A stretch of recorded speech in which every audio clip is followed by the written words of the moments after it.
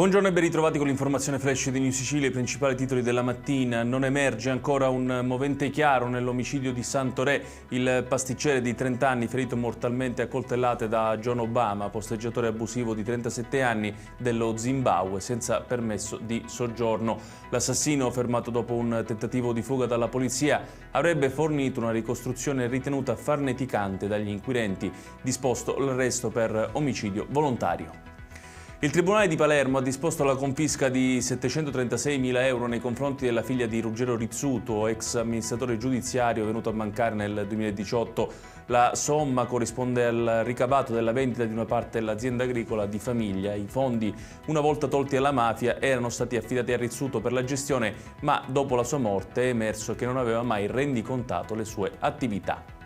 Un imprenditore edile di 46 anni del Messinese, già noto alle forze dell'ordine, è finito agli arresti domiciliari per concorso esterno in associazione mafiosa. L'uomo avrebbe fatto parte di un sistema di truffe legate al superbonus 110%, utile a portare risorse al clan di Mariano Foti.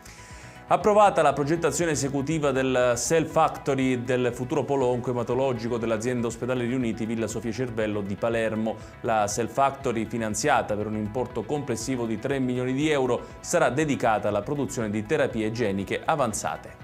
Infine, incidente stradale sulla strada provinciale 134 che collega Motta Sant'Anastasia allo svincolo di Valcorrente nel Catanese. Un'auto, per cause ancora non chiare, si è schiantata contro un muro. All'interno del mezzo una bambina di poco più di un anno che è stata trasportata in ospedale dal 118 in gravi condizioni.